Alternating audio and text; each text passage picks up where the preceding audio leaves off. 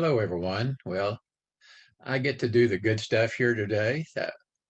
And I'm going to echo what Mike has said. She has been wonderful for us and has, I guess, as long as I can remember, she's been doing the classes for us.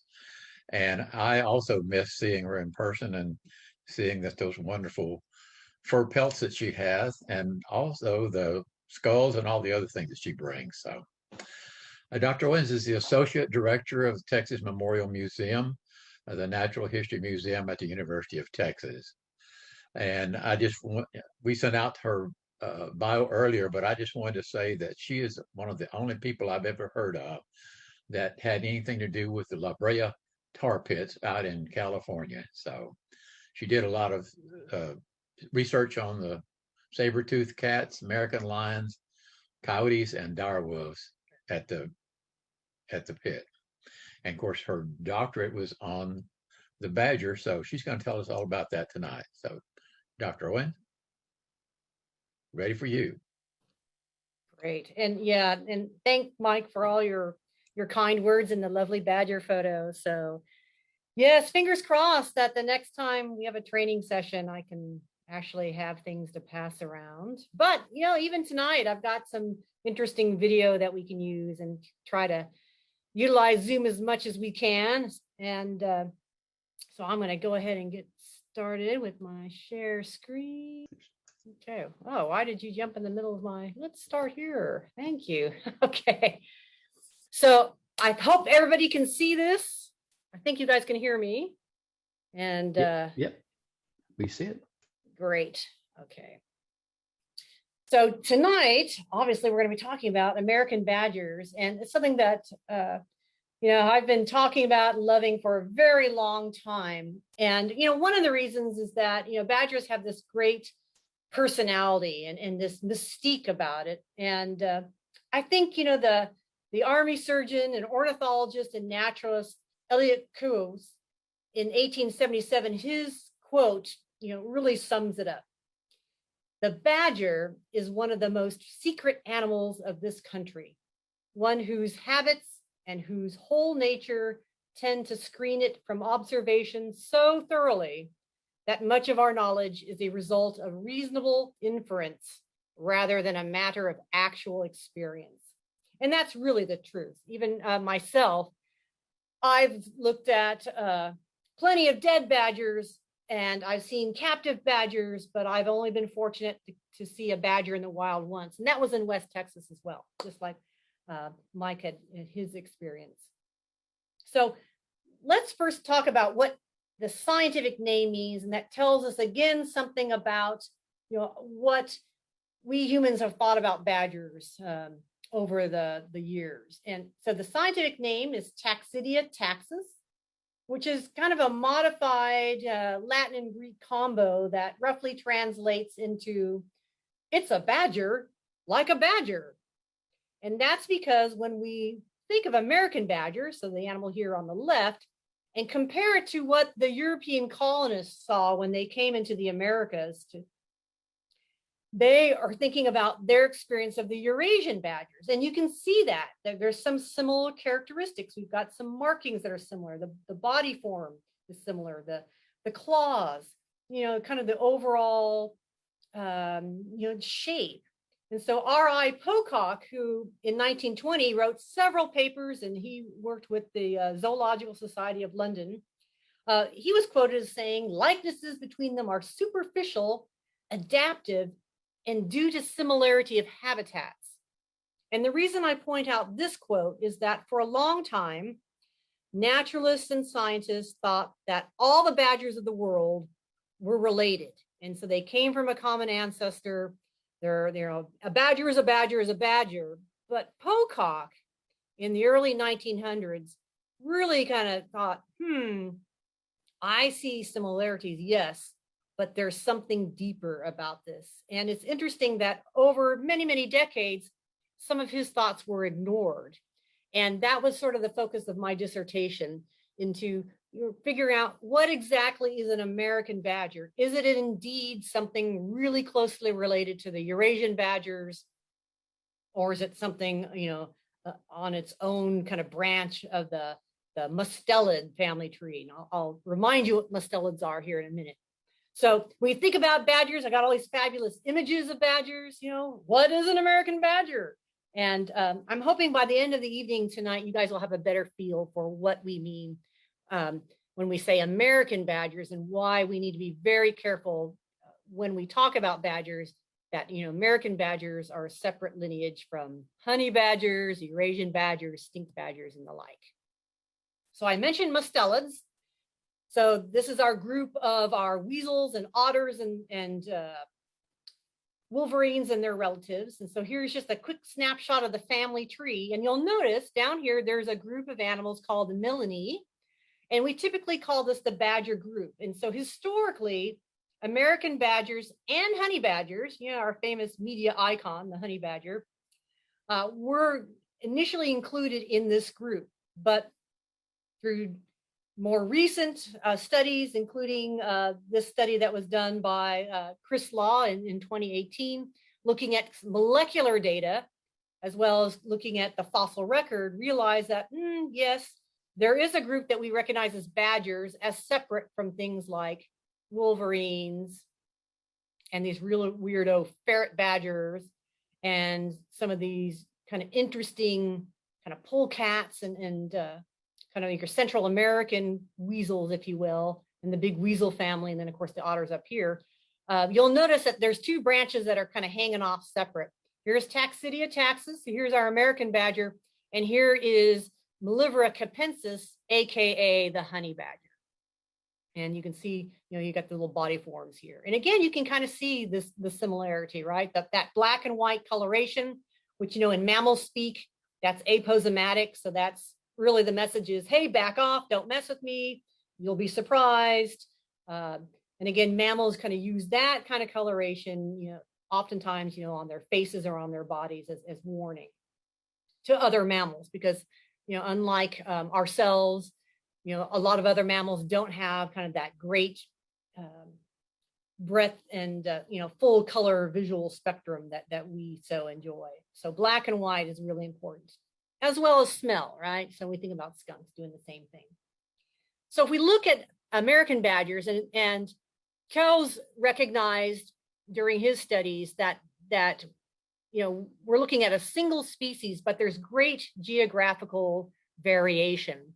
And right now we're looking at 4 separate populations.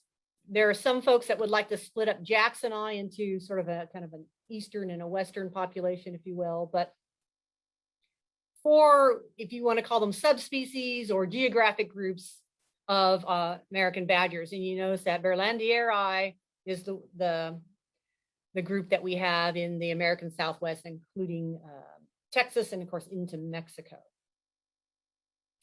Looking at Texas as a whole, this is a shot from the online Mammals of Texas website that was published back in 2016. Here's our range for our Taxidia, and you'll notice that we've got this gray, here's the boundary, kind of essentially stops at East Texas. The black dots, if you're not familiar with these particular maps, indicate official county records. That doesn't mean that, say, in the case of Williamson County, doesn't mean that there aren't any badgers. It's just there's not an official county record for that. But we typically see them, across a good chunk of the state. And there's a reason for this. It's open habitats. And so the one thing that you can say, if you wanted to describe that, hey, where do badgers live? I didn't know badgers lived in Texas. Well, they do, and especially in places where there's openness. There's either grasslands or desert. And so just looking at these photographs, so if we just looked at North Texas and West Texas, the badger habitat really varies. We've got, the fabulous prairie dog colonies of the Panhandle. We've got, these, short grass prairies that we see. We've got kind of more desert West Texas environments. So these are all American badger habitats that we see typically your north and your western parts of the state. If we were to look, more central to south, you're looking at everything from, again, kind of short grass, prairie, you've got these open spaces that might have been modified, by agriculture, and that's including ranching. So especially in the hill country, we have areas where you've had plenty of cattle or goats that have run the area, and by changing the vegetation, they've kind of created these open habitats, and so we find badgers there. And believe it or not, you can go down to the coast, and they're on Padre Island, but badgers are living in those open grassy areas of some of the islands there, on coastal Texas. So again, the key is that openness, and I really think that's their success in terms of their evolution compared to other members of the weasel family, if you will, kind of is key. This openness that I'll kind of discuss toward the end about what were the changes on Earth that kind of opened up environments for badgers. So one thing to know about American badgers, they're active predators. So some sources like to describe them as omnivores, but really they're carnivores. They're primarily going after ground-dwelling rodents. So everything from your typical ground squirrels to prairie dogs to, if you were to kind of go up to the northern states, where you've got marmots, those are things that they consume. Are other fossorial mammals like pocket gophers. I will say that they will take other vertebrates. So depending on how much time you were spending looking at Facebook last year, there was a big blow up on Facebook of April of last year about the badger that was filmed in Knox County, Texas, that was capturing and killing a rattlesnake. So yes, they will take other vertebrate prey, but again, primarily they're going after these ground dwelling rodents, and especially where we have really well situated colonies of these rodents, are really strong populations. And that's what they're actually seeking them, and they're actually digging these prey out. You may have heard some of these descriptions of cooperative hunting. And so the very famous badger and coyote, which I think is really fabulous to see this documented scientifically, because stories of badger and coyote have been told by the native peoples, the indigenous peoples of the American Southwest for who knows how long, for thousands and thousands of years. But to actually see it, and get it on film, this is some of the photographs that have been published by Kimberly Frazier with the U.S. Fish and Wildlife Service. And what's interesting is that they're both listening for ground squirrels and prairie dogs. And so both have this keen sense of hearing. And quite often what's happening is that, coyote can kind of perk its ears and kind of spot, and badger will go running for that prey item. And again, because it's so fossorial, it has these fabulous claws and very powerful forelimbs, it starts digging. But quite often what happens is by the time that prairie dog or squirrel is popped up or dug out, coyote is right there to kind of snap it up. And so sometimes coyote kind of wins and takes advantage of this particular partnership. But coyote also signals to badger, apparently, quite often, where some of the active squirrels are, and which burrows are most active and inhabited. So I mentioned that they're great diggers. And the photo here, you've got the four claws, so from the front foot of a badger, so you can see how extensive they are. And, they're digging machines. So unlike wolverines or weasels, what they're doing is they're actually digging for their prey. So it's not just a matter of digging den sites, to shelter and to, for the females to raise young, but they actively will dig out their prey. And it's been documented that they're tool users.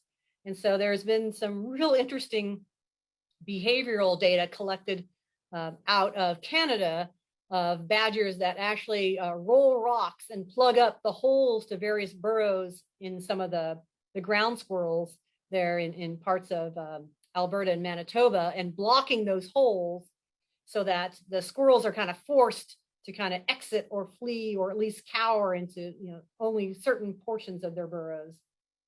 And so that technically qualifies as a tool user. You might not think of badgers as tool users, but evidently they are. And to kind of demonstrate about how great badgers are when it comes to digging,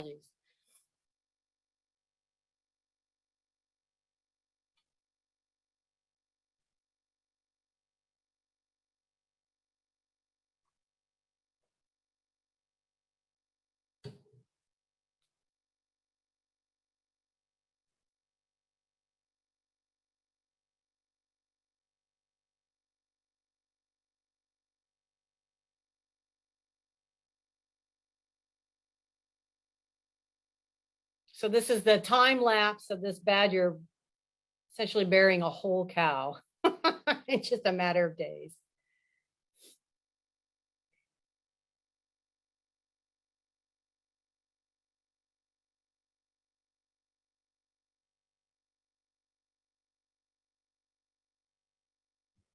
Okay, I'm going to stop this and go back to, okay. And somebody did ask while you were there, is like, why did it bury the cow? Well, it kind of fed on it, and then now this doesn't want to forward. Come on, don't be so naughty. All right, hang on. I'm going to do it the old-fashioned way. Here we go. Okay. One, it kind of fed on, and then it cached. It decided to cache it, and then I don't know how much of it also is like, oh, I can't manage to leave this kind of out here rotting. I mean, nobody knows. It's still, I think, the largest item that has been documented as being buried by a badger. It's kind of crazy. So I mentioned that burrows are one of the things that the badgers are digging out. And so they typically have more than one burrow. And you're looking at badgers having, kind of a home range of somewhere between 650 to 1,500 or so acres. Males typically a little bit larger because what they're doing is they're moving about looking for females. But there'll be multiple burrows in that particular home range. And those burrows can be kind of in separate places. And so depending on seasons and food availability, individual badgers will move from one burrow to another. Because their social structure is essentially solitary until mating season, that affords them kind of, I think, the most flexibility in terms of resource use. Badger burrows, you're looking at about a 10-inch wide opening. They're typically oval. Quite often they'll kind of dig out other, pre-existing burrows to kind of create their own. Again, there's a shot of a female, and that's, the main place where, of course, the young are going to be raised. What's interesting about badgers and their reproduction is that, their mating time is during the summer. So we're typically thinking about June, late June into autumn, and they demonstrate what is called delayed implantation, which is something that several species of mammals do. So it's not just the mustelids. But that delayed implantation means is that fertilized egg is not going to implant into the wall of the uterus of the female until winter. And that allows then most of that development to take place while the badgers are, they're still active, but it's they go through a period of what we call torpor. So quite often a little bit quieter time. And then they're not born, obviously in the wintertime. So they're born in the spring when the worst of any kind of snow or kind of inclement weather has passed. Because again, if we think about badgers across, the Americas, that they extend all the way up into Canada. So there are some areas that badgers are kind of dealing with a little bit rougher winter than we typically do, right? So when we get into spring, typically you see about 3, maybe no more than 5 young badgers. You can call them cubs. The juvies are born to a female. And when they're first born, they do have hair, not a lot. Their eyes are closed, and their eyes don't really open for almost a month. And then in about 5 or 6 weeks, they're actually, they develop pretty rapidly that they're able to kind of come out of the den on their own. And the female kind of starts that process of weaning. They disperse during that following summer. So they actually kind of have a short time hanging out with mom. And then by the end of the summer, they're going to disperse and they're going to kind of find their own territories. And then after that first year, then they're going to be sexually mature. Now, looking at their morphology, and of course, that's what I really focused on in my studies because I'm also examining the fossil record. If you just look at 3 mustelid skeletons, so I've got an American marten at the top and well, actually 2 mustelids and a fox, sorry. The marten's at the top, so a mustelid. In the center is a red fox. And then on the bottom here, this thing that looks like a little tank or a bulldozer, that's the skeleton of an American badger. And you just by just looking at the gestalt, like the overall shape of these animals, you can see what adaptations are really, really important for a badger's fossorial lifestyle. So we've got this kind of really large wedge-shaped skull.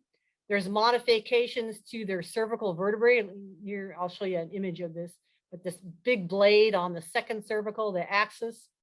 The forelimbs are massive. Look at the hands. Here's the points of the elbow, so that what we call the olecranon process, that bone extends out. That's going to give a really strong leverage to the arm muscles, the upper arm muscles. Really well-developed flange on the scapula. You know, really the front half of this animal looks completely different from, you know, other related things like, you know, members of the canids and mustelid family. So, you know, little tank or a little bulldozer. When you look specifically at the skeletons, and one reason why American badgers are different from other badgers is that their modifications are even more significant and different. So these are all images of, quote, badger upper arm bones, so humerus. So we got 4 humeri, and then also what we call the second cervical vertebra of the axis. So the American badgers here, so here's this upturned blade, and then here's the upper arm bone, the humerus.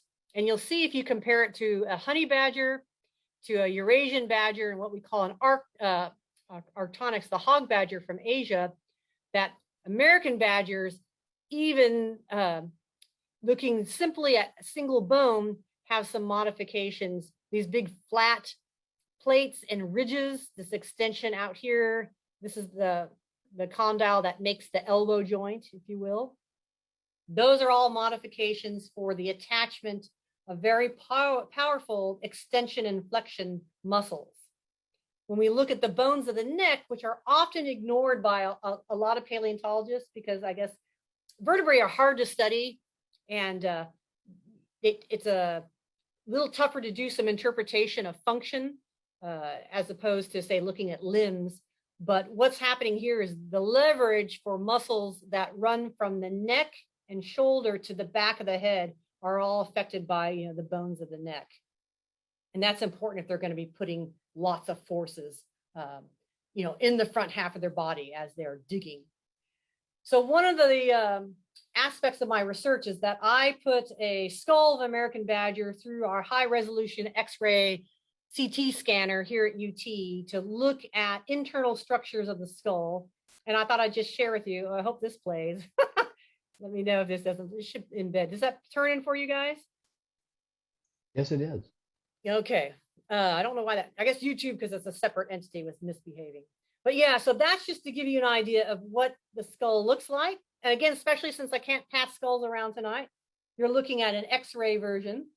And so I was able to kind of create these 3D movies of badger skulls to get a better idea of, you know, what the skull looks like. So if I just turn this around, just one of the things that you'll see that on the back of the skull, there's this huge ridge, and it's really kind of a rough pattern to the bone. And just imagine all these powerful neck muscles going to the back of the skull there. All right. Okay, we can go to the next one. I don't need to play you again. I'll give you another view. So I'm just going to flip it around this way so you guys can kind of get that palette view. And you'll notice, and especially those of you that were in the last training and we utilized the images of skulls and trying to key out skulls, you know, from photographs. Remember, one of the characteristics of American badgers, come on, turn around here, is the triangular shaped skull when you look down on it. So here I'm pointing it out again. So this really triangle. And this wedge shape also is something, because interesting thing about badgers is that they've been documented as using their head kind of as a buttress. So they put their head against the top of what they're excavating, so that kind of the top of the burrow, if you will, or the top of the hole of the entryway into a ground squirrel's burrow. And then they can press their head there and then move those forelimbs very strongly to excavate. And so it's thought that that's just, you know, a way to transmit forces, again, think about just, being a living bulldozer, if you will. Okay, we don't need to see that again. Looking at the internal data within these X-ray, these scans, I really focused on this region here. So these are the auditory or tympanic bullae, and these are essentially external ear bones, right? So these are these kind of balloons of bone that we see are very characteristic in mammals that have excellent senses of hearing.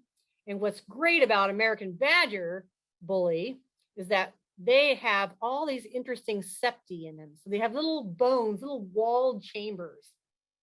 And those chambers are thought to increase the ability of these animals to deal with both high and low frequency sounds. And it's a very complex system that is connected, with that back of the ear. They have a great set of dentition. So if you look at the skull, you don't really need to see X-rays to see this unless you're looking at roots. But again, when we look at teeth, here's American badger here at the top. When we compare it to Eurasian badger, you'll notice right off the bat, this is something that R.I. Pocock noticed in the 20s. And then a lot of paleontologists kind of poo-pooed and said, well, it's just, this is some evolution and there was some change in the teeth, but they're still really related because they've got this triangular upper fourth premolar. But what makes it different for American badgers, you'll see, yes, it's triangular like the Eurasian badger, but it's got cusps on, this kind of flat shelf. And that's something that we don't see in some of the other badgers, something completely different. So to get to where did those teeth come from? Like, where do we see these patterns? What's going on with the ears? How do we know when we've got one extant species? How do we understand how, it came to be? How did it evolve? You got to look at fossils. But fossils also have their own kind of difficulties. One, of course, the fossil record bias, right? Not all dead badgers get fossilized. So you're not going to get a complete record. A lot of badger fossils, you're going to get isolated teeth and some partial dentaries. So you're not going to get forelimbs that would have all these fabulous characteristics that would help you document, well, when did they become these fossorial digging machines? When did that happen? And then also, and this has been documented by a colleague of mine in Nebraska, is that he found what he thought was this super ancient badger. So something that was 25 or 30 million years old. And it looked a lot like a modern badger, and it kind of flipped him out. But really what happened was that it was an extant, species, an individual of the extant species, and it dug into some rather old rock units or, died into a burrow. And then of course it was just preserved in there. And so it was like a pseudo fossil. So yes, it was in very old rock, but it was actually, because it dug into old rock, it wasn't actually, the same age as the rock that surrounded it. So yeah, you got to watch out. Those digging animals sometimes can get us in trouble. So what is the American badger fossil record? Well, we've got lots of really lovely specimens of our extant species, and they date from about 5.3 million years ago to, of course, the present day. And then we have two extant groups. We have Pliotaxidia. There's two species of them. And then this animal here called Chimeta taxus, which was a new badger species that I actually described and named as part of my dissertation research. And so we can see that we can push the American badger lineage down to 9 million years. This is a jaw fragment of the oldest known individual Taxidia taxus. So this is a really fabulous jaw that I studied. It's from the Hand Hills region of Alberta. And based on some of the other fossils with which it was found, we have a pretty good idea that it's at least 5 million years old. So that tells us that based on the fossil record, we know that the current species, our extant species, goes back at least 5 million years. And that's, really kind of fabulous and mind-blowing. That's a pretty ancient species. Here's kind of what the habitat, just the reconstruction is. And I just put on here just an idea of what else that we were looking at. We have an extinct wolverine that came out of there, this kind of crazy extinct beaver. We've got rabbit. We've got whole kinds of horses. We've got a rhinoceros. We've got this kind of crazy extinct bovid and a big camel, just to kind of give you an idea of like who's living when the oldest American badger, extant badger, Taxidia taxus, was present. If we go back and look at some of the other fossil records, I just wanted to point out that we've got two really nice records that have come out of Texas. One is the Proctor Pit in Channing. We estimate that it's probably, closer to that 4 million mark, 4.75. And then 5 is out in West Texas. We've got specimens that are about that same age that are coming out of what we call localities called Red Light Beck Ranch and Cedar Canyon. I put out the spread of the fossil localities for these early Taxidia just to kind of show you this interesting pattern. This is the same pattern that we see with the American badger today, living today. So we've got some really old badgers. So it's been in the central and western states and Canada for as long as we've known it, for the record. If we look at the Ice Age, it just kind of explodes. So we have 31 records of Ice Age Taxidia out of a total of 437 that have come out of most of North America. Unfortunately, the Mexican data is not in there, so we'd have to throw in a few of the Mexican localities. And what's important about Ice Age Taxidia is that we know that it was living in Beringia. And Beringia is that region between Siberia and Alaska. So during the height of glaciation, you didn't have the water separating there. You had actually this connection that allowed animals to move back and forth across from Eurasia and North America, the same. And when I was at the American Museum of Natural History in New York City, all the badgers I looked at that came out of Alaska, especially, were huge. This is a monster-sized badger. So we're looking at a skull there that's over 5.5 inches, essentially from the incisors to the points where the head attaches to the neck. We call those condyles there. And so there's radiocarbon dates associated with them, and we know that they were there, about 38,000 years ago, as well as being present there about 15,000 years ago. So during these pulses of glaciation. So yeah, badgers were there. And again, because they're diggers and we find them associated with open habitats and colonial ground squirrels, their main prey, that's really giving us some evidence about just how ice-free Beringia was during those times. And so so now even National Geographic has this beautiful poster of the mammoth steppes in Siberia. And look, they've added, they've got an American badger right there, kind of giving the eye to these horses. So, yeah. If we go deeper into the record, we're looking at the late Miocene to Pliocene, so about 7.5 million years ago till about 4.7 million years ago, you'll see that there's multiple places, again, central, in terms of when we kind of see the central plains in western states. Again, it's kind of same, following that pattern. And again, we have some up in the Panhandle that have come out of there. Here's what they look like, and just to give you an idea of what the fossils look like. They're again, this extinct animal called Pliotaxidia. And if you're looking at the skull and you're saying, well, wait a minute, it looks just like a very tiny Taxidia, I'd say, yeah, you're right. And there's been some argument in the past about whether or not Pliotaxidia, is it just a mini Taxidia, or if you want to think, in the opposite direction, is Taxidia just a giant, a lineage that's just grown from the Taxidia ancestors? And we're starting to see some overlap in the fossil record that's giving evidence that nope, we actually had multiple species of American badgers, at least during the Miocene. Here's some really beautiful postcranial. I just pointed this out because, I said we don't get a whole lot, but there's this great specimen that came out of Nebraska that has beautiful humerus. Here's the ulna and here's the radius. And I love these bones. Look at these muscle scars. And so that shows you the pattern of muscle attachment. And again, they just look like, it looks like a little mini, taxidia. It'd be like a 5-pound taxidia.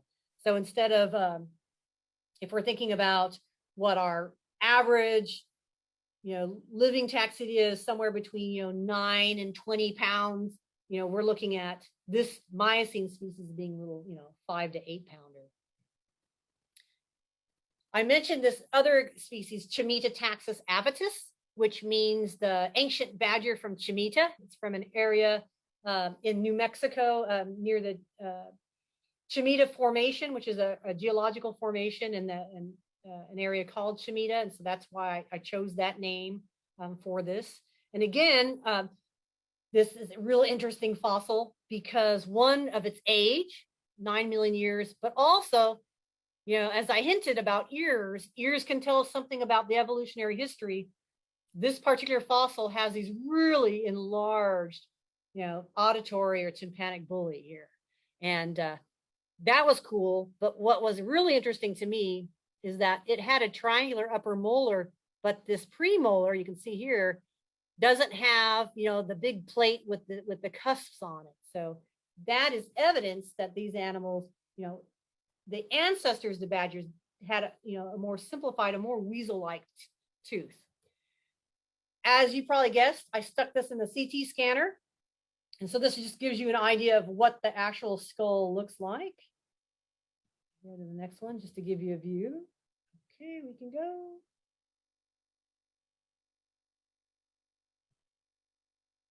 And then I'll play this version so you can kind of see what it looks like rotating this way. You'll see it's got that double crest on there. So makes you kind of think a little bit about, gray fox and things like that. But completely different animal. So the beauty of this high resolution X-ray CAT scan data is that I can put a fossil in the scanner and get really high resolution, 1 millimeter thin slices, little digital slices of a skull without damaging the skull. Oops, I didn't want to do that. Let's go. Nope. Next. Wow, my computer is being really naughty tonight. Hello. Okay. So the teeth, getting back to the teeth, again, here's Chimeta taxus. Here is what we're looking at with Pliotaxidia.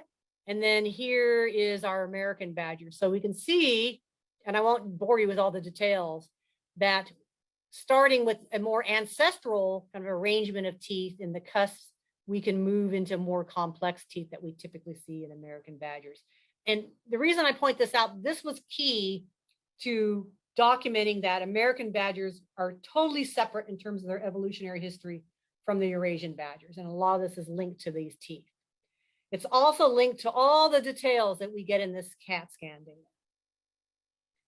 So let me just kind of show you what that data looks like, kind of have some fun here. So we're going to go side to side view. So we move through the side of the skull to the other side. So left to right, if you will, just to kind of give you an idea of just what the data look like.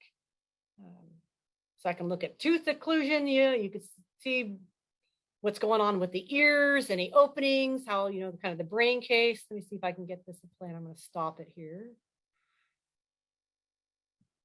Okay. So again, remember I mentioned about the open tympanic bullae. We can start to see, the development of those septi in there. And so here's the American badger. Oops. You guys don't need to see that again. Now we're going to go nose to back of head. So you can see all the complex turbinates of the bones that make up the nasal cavity. That's a sign, of course, that very strong olfactory sense. And then we'll go shoot all the way back through there. Now we're going into the brain case. To the back of the head, we'll see where the ears will pop up here in a minute. There they are. And work our way all the way, to the back. So I just wanted to kind of give you an idea of what the data look like. And it's fun to kind of play these movies. Okay, I don't need to play you again. You can go. So what are some of these main findings from these data? Well, again, getting back to the ears. When I looked at the spaces in both Chimeta taxus and in Taxidia, I saw the development of a space right here, right next to the brain case. And we call this the mastoid sinus. And this is a connection that a connection between kind of the ear cavity and this part of the skull. And that is thought again to increase sensitivity. So it's like it's adding yet another chamber. And you think, okay, so what's the big deal about, high and low frequencies? Like, why is that important to badgers? Well, one, badgers evolved in these open environments. So they're out and they're using their ears to listen for prey. And low frequencies travel great distances. So low frequencies provide a lot of information in open environments. The high frequencies, thus the kind of the communication frequency that we detect in rodents and especially squirrels, and that's how they're communicating. So being able to pick up the high frequencies then will allow, badgers then to kind of be able to pinpoint where, their prey are within burrows. Other things about badgers that you can see from the X-ray data, again, I mentioned these turbinates, these bones that make up the nose. That's important, but we see that in a lot of other mustelids and other members of carnivora. But something new that I found that we find in American badgers only is called a nasoconchal sinus. And, I can't do experiments on badgers, don't want to do experiments on badgers. So I have to hypothesize, like, well, what would be the function of having a sinus there in, that nasal bone in the top of the snout. So you're looking at snout view. These are the roots, you're dealing with the canines.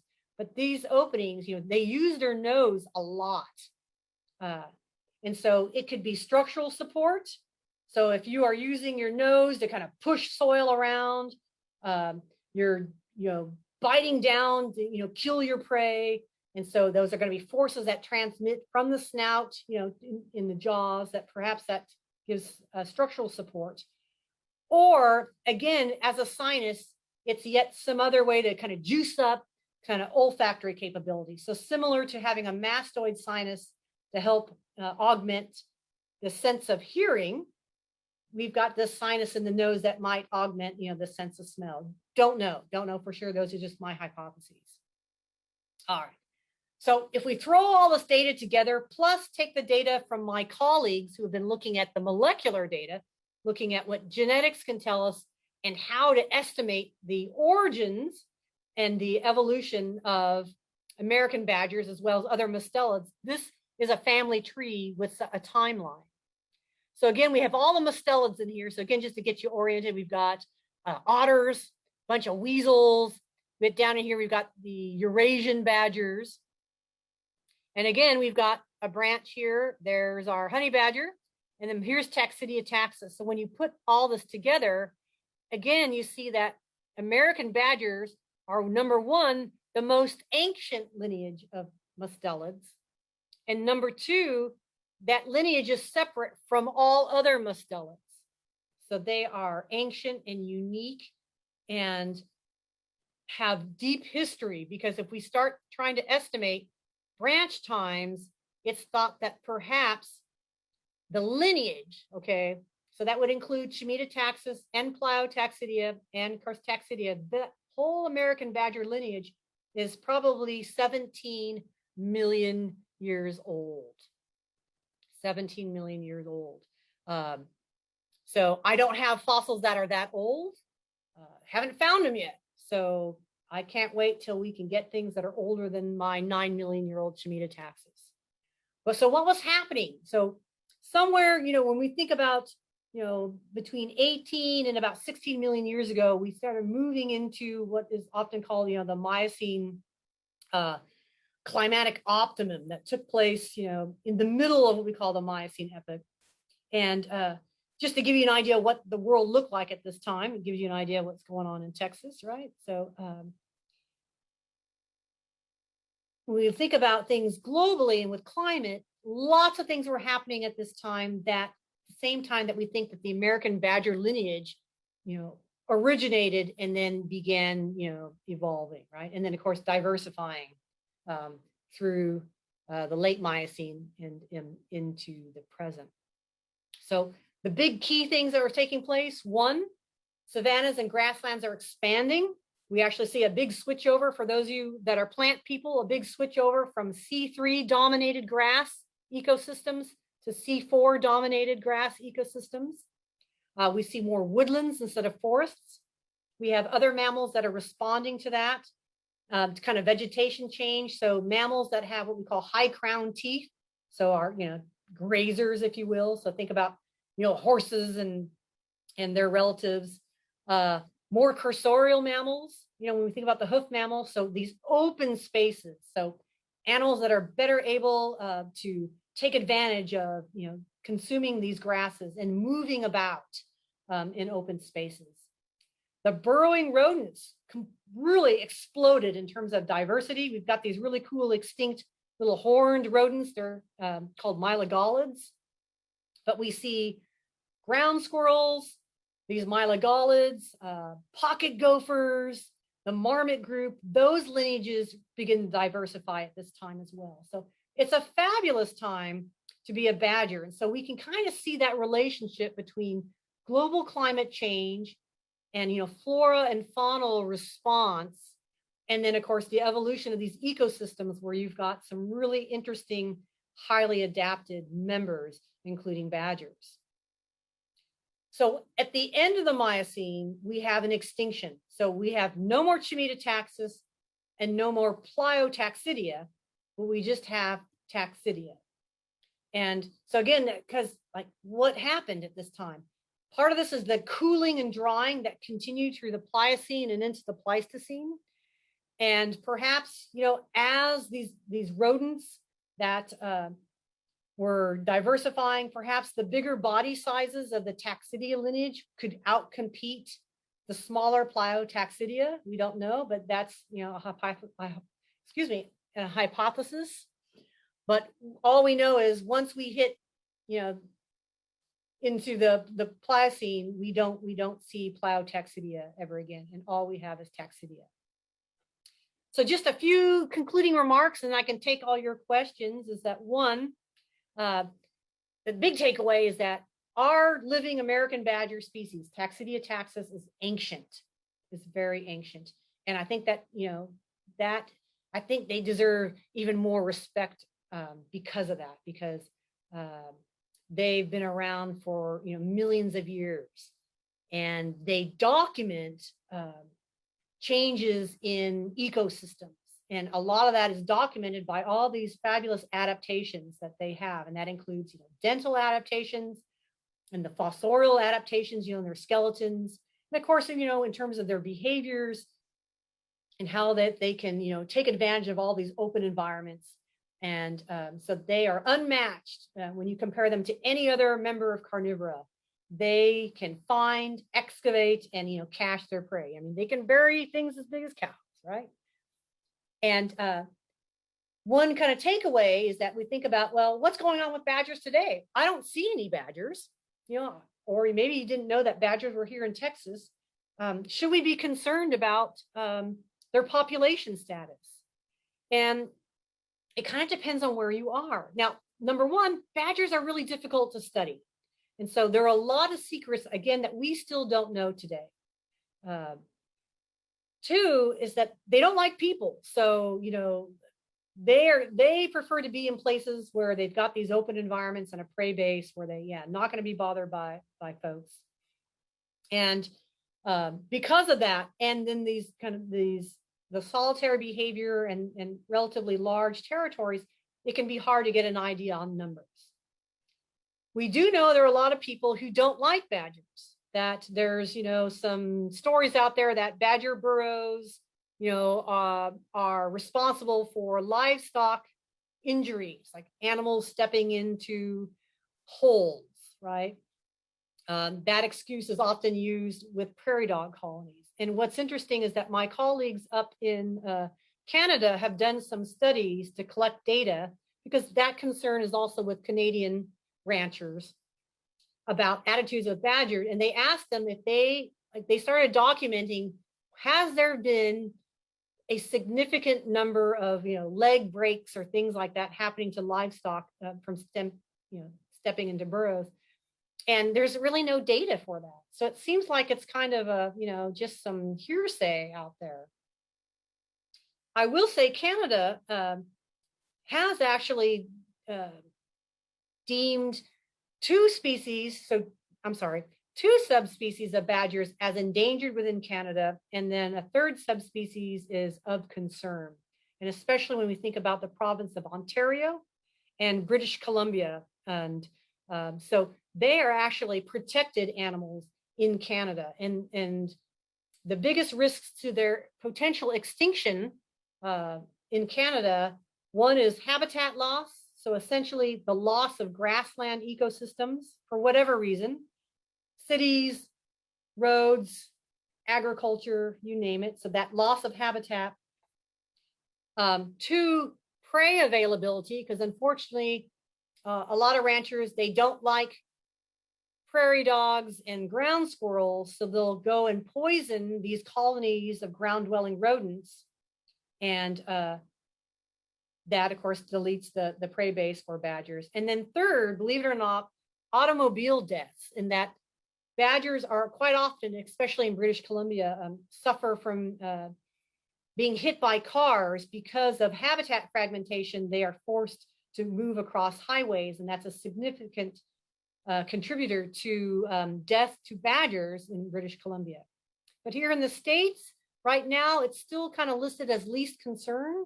But I think overall, if we look at ecosystems as a whole and get concerned about, our shortgrass prairies, so we think about bison, prairie dogs, we have to think about badgers. And so if we are losing those types of ecosystems, then badgers are in danger themselves. And so with that, I'm going to close this up so that I can see your faces and take any questions that you have. So I'm going to stop sharing right now. And then it's a little more friendly that way. So thank you. So we did have one question, and that was, are badgers, associated with open country or with soil conditions that produce open country? Well, I would say it's open country in that soil condition is part of it. So they have to have soils that are deep enough to support colonial ground squirrels or pocket gophers, things like that. And so, yeah, so that open space is tied to that. But then I would say, on the tundra where they can't dig, then I would say, that's a no-go, at least in modern times now. But yeah, the connection is strongly with soils. So somebody asked, will these badgers eat rock squirrels? So they can, and they would.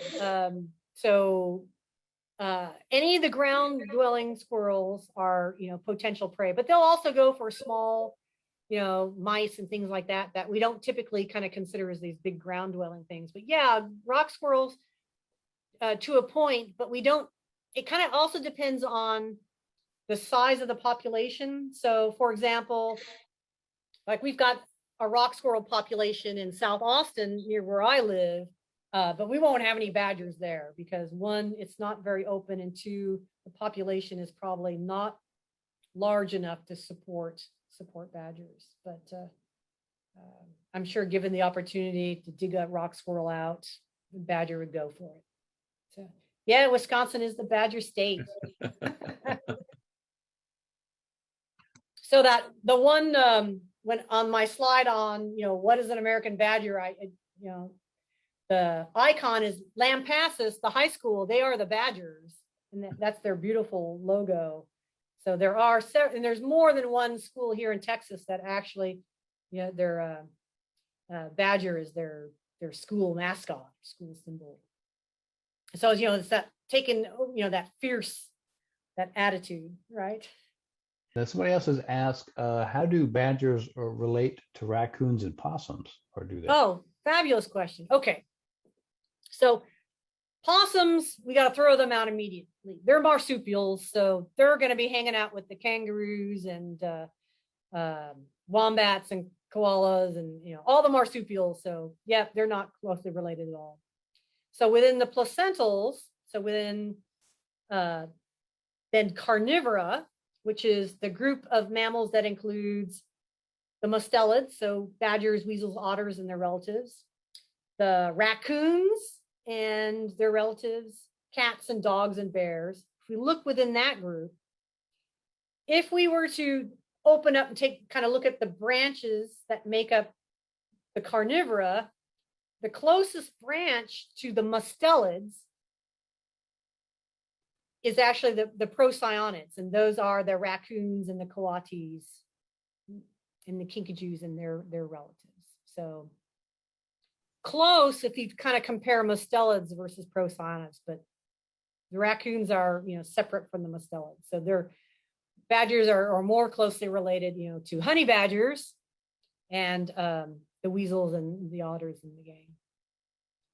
And they're all kind of lumped together with a whole bunch of skeletal features and of course genetic information, and they're all pretty stinky. And traditionally, the skunks were thrown in there as well. But we've taken skunks out. That's a separate branch. And there's an animal called a stink badger, notoriously probably one of the stinkiest animals known to the world. And it's called a stink badger, but they're actually a type of skunk from Asia.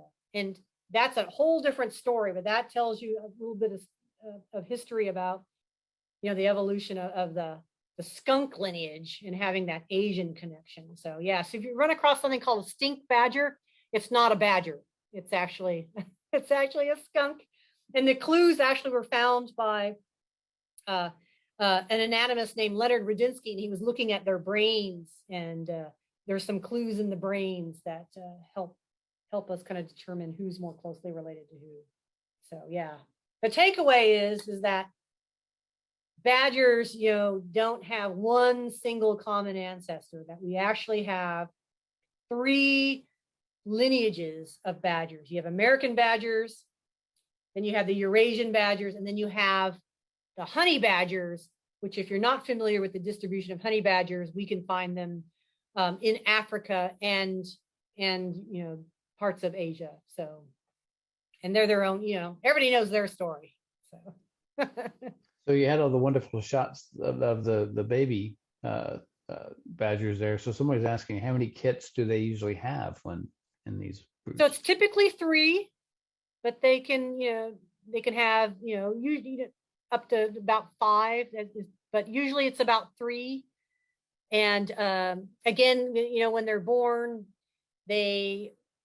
they're pretty helpless, but then they have a pretty rapid development because their eyes are closed, but within a month they're open and they're furred, and they're, and then 5 to 6 weeks they're out ready to kind of start exploring, and then they kind of starting already to go through the weaning process, and so they're born in the springtime. So by the end of the summer, they're already saying, "Bye, Mom." So, to go move out and find their own territory. Get them out of the house. Yep. Somebody asked, can badgers swim? And better yet, do they ever need to swim? Now, that's a good question. I don't know if anybody's documented a badger swimming, but I would imagine if it had to swim, it could. Probably have to do, dog paddle sort of thing. But it would be a strong swimmer, because a lot of the modifications that we see in the forelimb, you see something similar in otters, because again, it's all about forelimb moving, right? And so I would assume that they could swim, but I don't know if they'd ever need to swim. I'm sure if they needed to cross a river, I've seen footage of honey badgers being able to cross a river, but I don't think but again, American badgers, they're the mystery. I don't think I have come across any documentation of a swimming badger. But that's something that now I'm very curious to see. Interesting. Something to look for there. Somebody also was wondering, how common do you think badgers are in Central Texas? Not very common. I don't think anybody even has an estimate of numbers. So part of the problem with Central Texas is that we've got some open space, but the soils are not the best for supporting the ground squirrels and the pocket gophers. We're starting to see, more badgers as you go east, which historically that wasn't the case, but because of agricultural practices and kind of opening up the land, that we start to see them. And we see that even when we look at the whole US, is that, so during the last ice age, we had badgers that even made it to the West Coast, but that was a whole different thing going on. But, now historically, we see that, even in some of the plain states, and it's thought again, just by, farming practices that, yeah, they've taken advantage of those open spaces and moving out. And obviously they're finding enough to eat. And somebody asked if badgers were ever hunted for their fur. Here in the Americas, people do trap. Okay, so I will tell you. So for my dissertation, I'll tell you a short story.